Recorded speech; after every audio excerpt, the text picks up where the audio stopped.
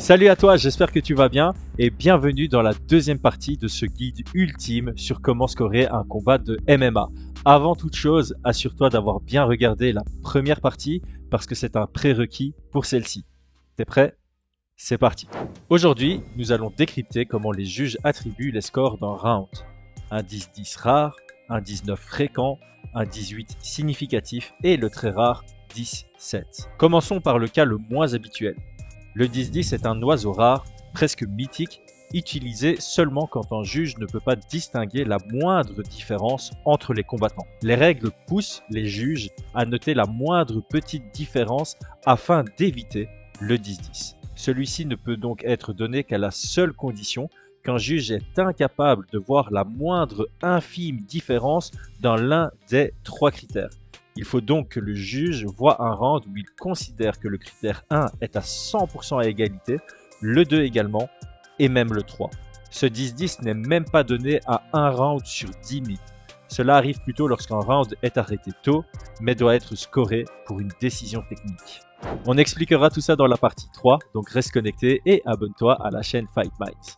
On va maintenant passer au score le moins souvent attribué, le 10-10, au score le plus fréquemment attribué, le 10-9. Le 19, c'est le pain quotidien du scoring.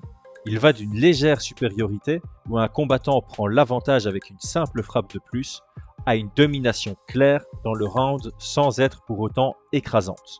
C'est la fourchette large de la normalité. Pour reprendre l'exemple de la première vidéo, si deux athlètes se sont échangés que des jabs à force égale, le juge verra un 10-9 à l'avantage de celui qui a touché avec 50 jabs par rapport aux 49 de son adversaire.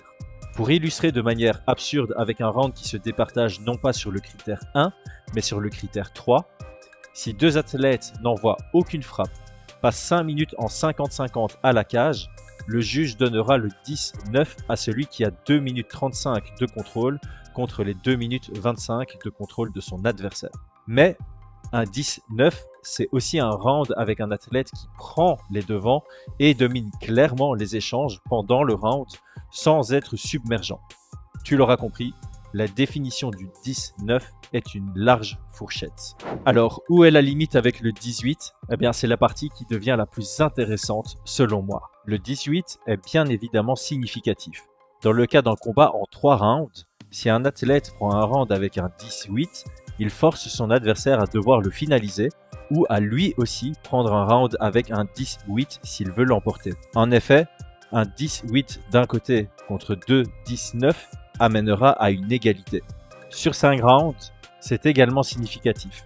Un 10-8 forcera l'adversaire à devoir prendre les 4 autres rounds pour gagner à la décision, à moins que lui aussi obtienne un 10-8. En effet, si un combattant prend 2 rounds, dont 1 par 10-8, et que son adversaire prend les 3 autres rounds par 10-9, nous tombons à nouvelle fois sur une égalité. Emporter un round par 10-8 est assez sécurisant en cas de décision et met une assez grosse pression sur l'adversaire, ce qui donne généralement une dynamique stratégique intéressante dans un combat. D'ailleurs, de nombreux combats considérés parmi les meilleurs de l'histoire comportent des 10-8. On pense notamment à Conor McGregor contre Nate Diaz 2, Frankie Edgar contre Gray Maynard 2, Deiveson Figueiredo contre Brandon Moreno 1 ou encore Mark Hunt contre Antonio Bigfoot Silva.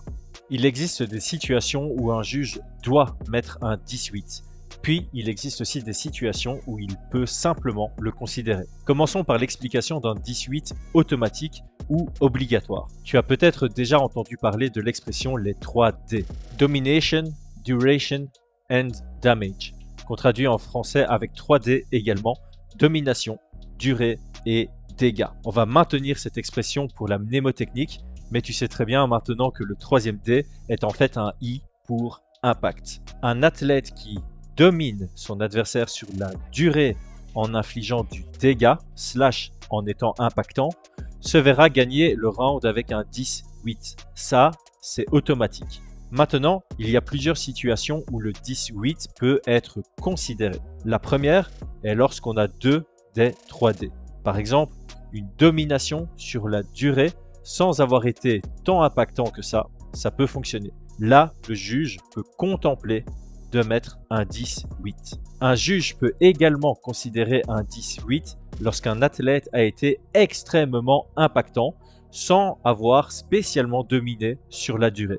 On pense notamment à un round qui se dirige vers un 10-9, mais à 15 secondes de la fin, on a un gros knockdown suivi d'une pluie de ground and pound bien violent.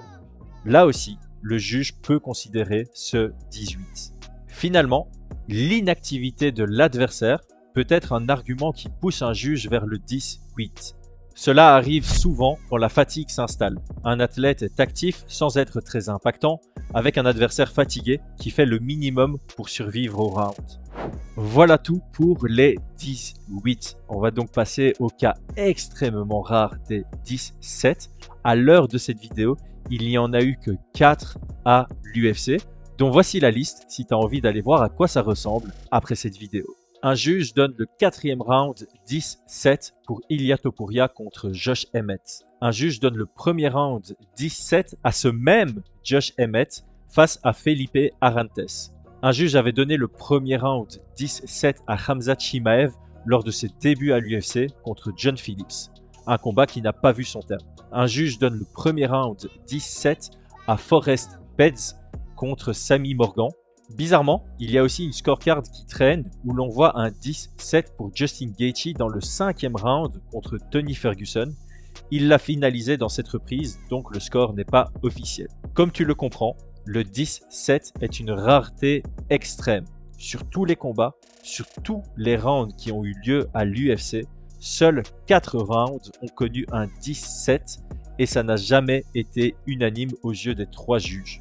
La définition du 10-7 est très simple. Il faut les 3D et il faut que ces 3D soient submergents. À la limite, on peut carrément dire qu'un 10-7 sera donné lorsqu'un juge considère que le combat aurait dû être arrêté dans la reprise. Voilà, j'espère que tu as maintenant une vue claire sur la distinction entre tous ces scores. Il reste probablement une question, est-ce que le 10-6 existe? Alors, pas directement via les juges. Ceci étant dit, cela peut arriver via les points de pénalité. Et ça, c'est la partie 3 de ce guide ultime où on va voir quand surviennent les avertissements, les points de pénalité, mais aussi les décisions particulières comme les disqualifications, les no contest ou les décisions techniques. Donc, je te le rappelle, abonne-toi à la chaîne pour plus de contenu MMA, notamment la partie 3 de ce guide ultime sur comment scorer un combat de MMA. À très bientôt.